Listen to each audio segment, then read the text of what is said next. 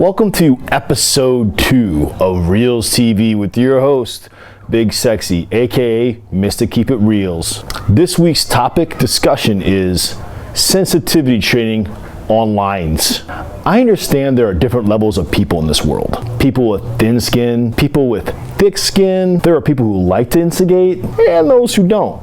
Me? I'm innocent. I'm usually just someone sitting there, minding my own business, not doing anything wrong.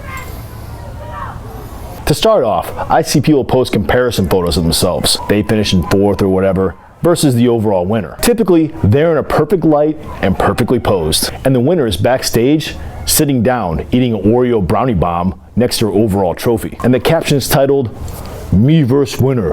Who do you think wins?" That's just flat out insulting, and you don't even realize it. Let me choose between the chick pigging out backstage or the one with the flawless filtered stage shot. That's like asking me who would win a battle royale versus Mike Tyson and a velociraptor. While I love Iron Mike's fighter instincts, I also have to respect a velociraptor's superior killing machine instincts. But most importantly, unless the movie Jurassic Park was real, we'll never see Mike Tyson and a velociraptor in the same place at the same time. Kind of like the backstage photo eating an Oreo bomb versus the perfect stage shot. They'll never be in the same place at the same time. Unless you go back to the future in a DeLorean. 1.1 gigawatts. You know, asking the masses on the interwebs, Facebook, and Instagram is like asking them to decide which book is better, The Great Gatsby or The Adventures of Huckleberry Finn, and then posting one page of the book. What? And you don't get any points for your friends telling you before a show that you look great, you got this, or after a show telling you that you should have won.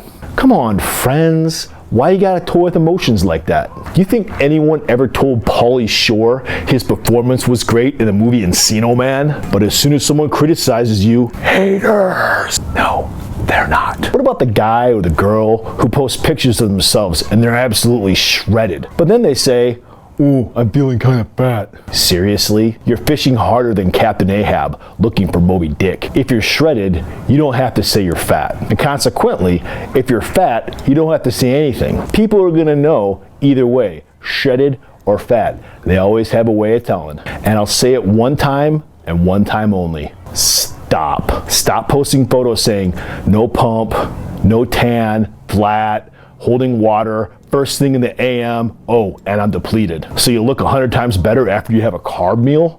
It's a form of phishing, and people are onto it now. They're gonna call you out faster than a white cop in Baltimore. Too soon? Meh. Then there's a guy or girl who posts a picture and they think it totally rocks. Either they like their clothes or they think they're hot. Or if you're like me, you finally found a picture you don't look like a complete badass. And I'm not fishing, it's true. It's damn true. Not everybody's gonna like you, or like what you wear, or think you're hot. They aren't haters. I mean, they could be. Maybe they're expressing an opinion. Look, you're putting yourself out there, yeah? If I went to the mall looking like a mismatched slapnuts, I'd expect people to give me the stink eye. Are they haters? Or maybe they just don't get my delicate control of fashionability. You get good comments and you get bad comments on social media. Big deal. Don't take yourself too seriously. The internet owes you nothing except live Jasmine every time you try to look at porn. Now, it's time for a new section I call, What Did You Expect? So, you have a friend who competes in an NPC show and he doesn't win. So what do?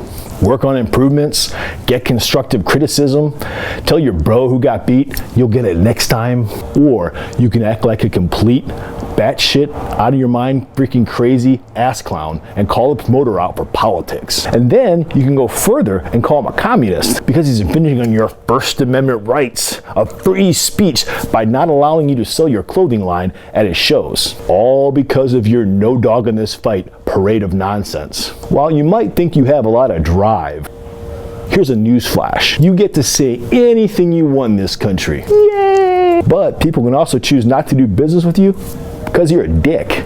Kind of like no shirts, no shoes, no service, or no brain. If I only had a brain. Well, you can always follow the yellow brick road and talk to the wonderful Wizard of Oz. Although, this isn't a fairy tale, and you can't click your heels together 3 times and go back to the moment before you open your mouth. So what do we take away from this week? 1. Don't be a douche nozzle and insult other people with show comparison shots that are highly skewed in an attempt to bolster your ego on how someone is just totally outworked your ass and beat you fair and square.